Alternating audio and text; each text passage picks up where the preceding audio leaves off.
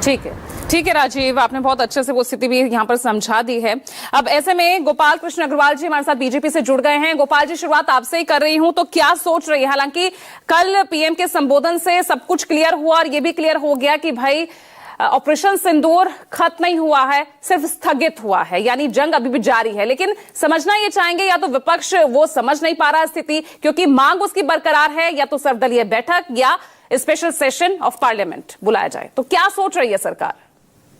देखिए, सरकार का बिल्कुल स्पष्ट यहाँ पे मत है और वो कई डेली प्रेस ब्रीफिंग में विदेश मंत्री की और आर्मी के तीनों सेनाओं के हमारे सीनियर ऑफिशियल्स उसको पूरी तरह से प्रेस ब्रीफिंग डेली दे रहे हैं, जिसमें जो जो इंफॉर्मेशन है, जो जो चीजें जनता के लिए आवश्यक है, जो जो ग्लोबल लेवल पे आवश्यक है, वो सारी चीजें बता रहे हैं। सर्वदलीय बैठक भी हो चुकी है और जो ऑब्जेक्टिव्स हैं उसके बारे में भी प्रधानमंत्री जी ने बहुत क्लियरली बता दिया है कि हमारा ये ऑपरेशन सिंदूर का सबसे बड़ा जो ऑब्जेक्टिव था वह यह था कि जो हमारी माताओं बहनों का धर्म के का गलत इस्तेमाल, शब्दों का इस्तेमाल करते हुए जिस तरह से उनके सुहाग को उजाड़ने का उनके परिवार के सामने जो विभत्स कांड टेररिस्ट ने किया है, उसका एक जवाब, बहुत माकूल जवाब टेररिस्ट स्टेट उनके आकाओं को देना जरूरी था। और वह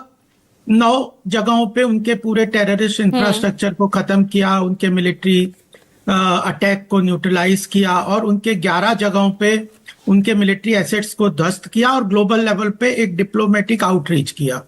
तो यह पूरे ऑब्जेक्टिव किए और लॉन्ग टर्म ऑब्जेक्टिव भी हमने बहुत स्पष्ट प्रधानमंत्री जी ने कह दिया कि terror, any act of terror will be considered as an act of war. ये पॉलिसी स्टेटमेंट में बहुत बड़ा शिफ्ट है।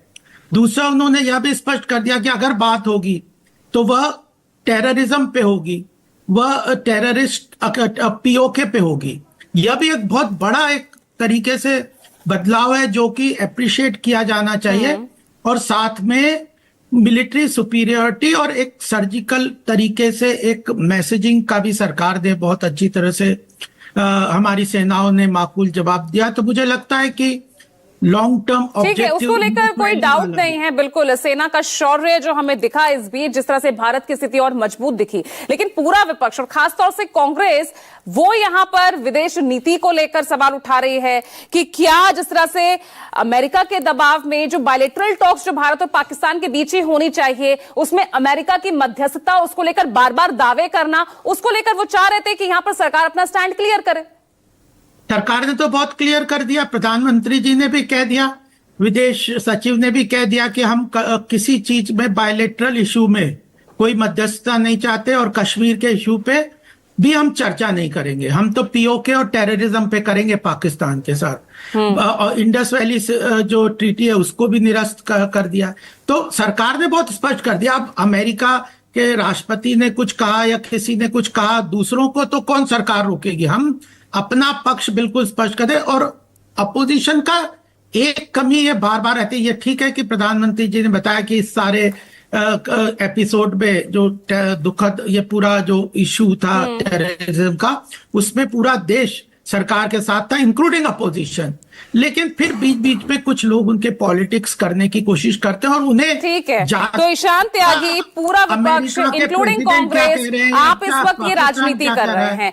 देखिए, लगातार ऑपरेशन सिंदूर को लेकर सेना की तरफ से प्रेस ब्रीफिंग्स दी जा रही है। कल जो है खुद पीएम सामने आए, यही आपकी मांग थी ना कि पीएम सामने नहीं आ रहे, वो उसको लेकर कुछ क्लैरिटी नहीं कर रहे। कल वो भी सब हुआ, उसके बाद भी आपके सवाल बरकरार है।